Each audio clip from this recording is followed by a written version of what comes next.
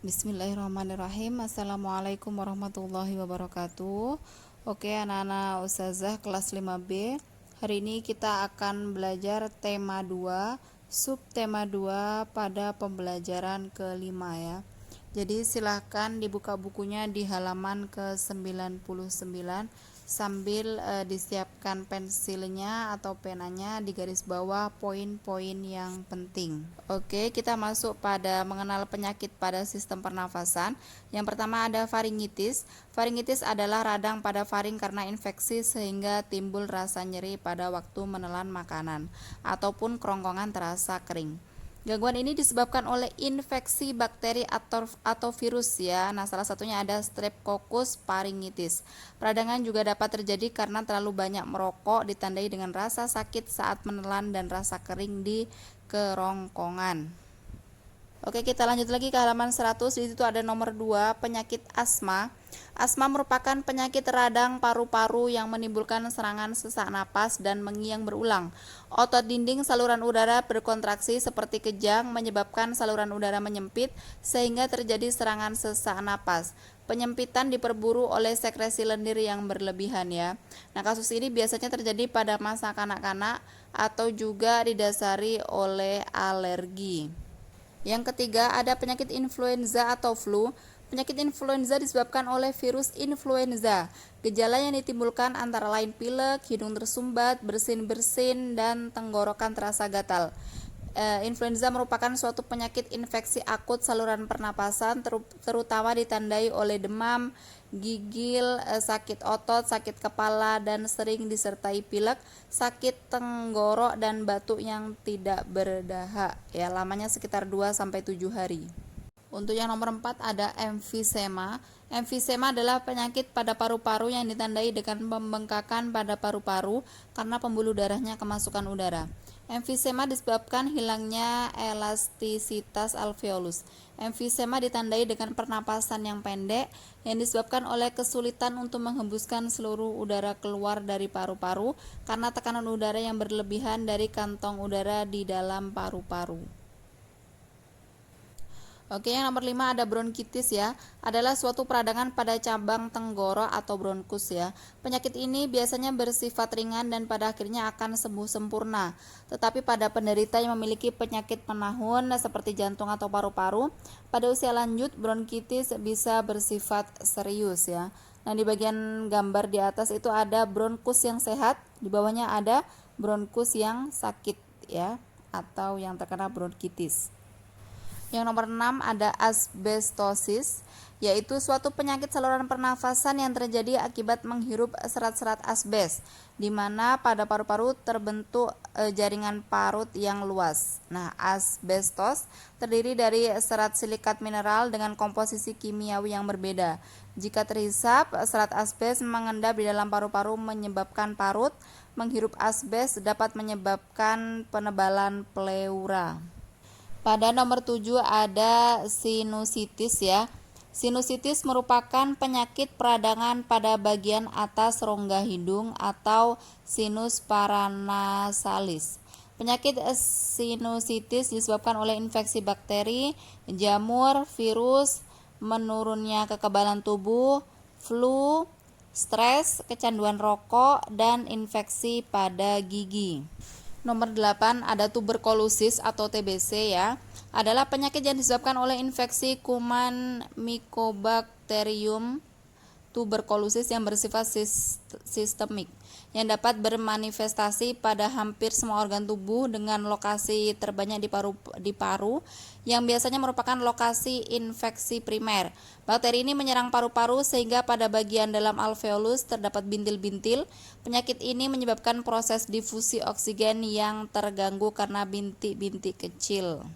Yang nomor 9 ada pneumonia atau disebut juga dengan radang paru-paru, merupakan penyakit pada paru-paru di mana pulmonary alveolus yang bertanggung jawab menyerap oksigen dari atmosfer meradang dan terisi oleh cairan. Nah, radang paru-paru ini disebabkan oleh infeksi, bakteria, virus, jamur, pasilan ya.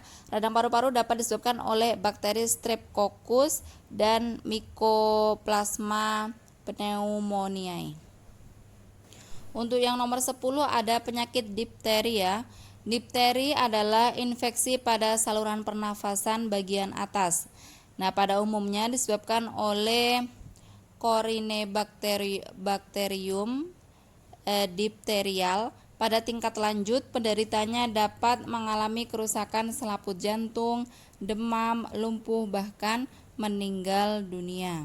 Nomor 11 ada rhinitis ya, merupakan peradangan pada rongga hidung sehingga hidung menjadi bengkak dan banyak mengeluarkan lendir. Gejala-gejala yang timbul pada seseorang yang menderita rhinitis antara lain bersin-bersin, hidung gatal, hidung tersumbat, dan berair atau ingus encer ya.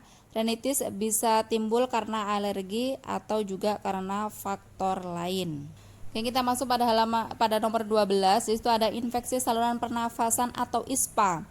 Upper Respiratory Tract Infection merupakan penyakit yang menyerang sistem pernafasan manusia bagian atas, yaitu hidung, laring, dan tenggorokan. Penyakit ini sering dijumpai pada masa peralihan cuaca ya, penyebabnya hampir sama seperti influenza. Nah, kemudian penyakit ISPA ini berasal dari Staphylococcus, Streptococcus, dan Pneumococcus. ISPA dibagi menjadi 3, yaitu ringan, sedang, dan juga berat. Oke, anak-anak, kita langsung masuk ke halaman 103. Di situ ada mengamati tari-tari Nusantara ya. Sebenarnya ada banyak tari di sini. Salah duanya ada tari Pakarena.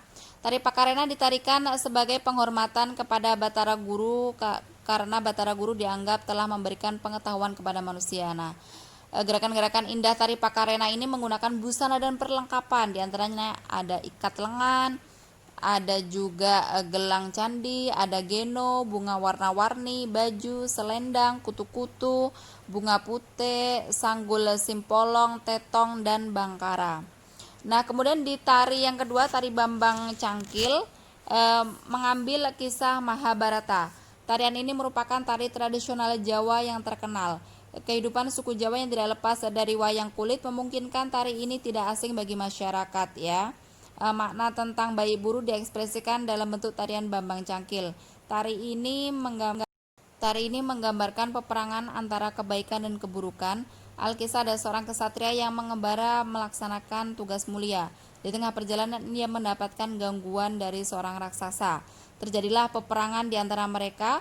Peperangan itu dimenangkan oleh satria, perlambang kemenangan kebaikan atas keburukan ya. Nah, di situ ada juga tentang tata busana dan perlengkapan yang digunakan tari Bambang Cangkil. Di halaman 104 di situ ada ya. Pada poin A, sang satria menggunakan kulu, kemben, anting, kalung, kelat bahu, selendang, celana pendek, dan keris. B, raksasa menggunakan kulu, sumping, anting, tiruan gigi, kelat bahu, keris, kalung, timang, kemben, kain, dan binggel ya.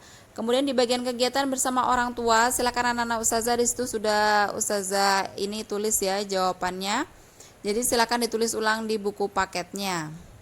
Untuk yang nomor 1, tari Gandrung Banyuwangi, tata busananya ada selendang, ikat pinggang, batik, sembong. Kemudian perlengkapannya ikat bahu, kipas ya.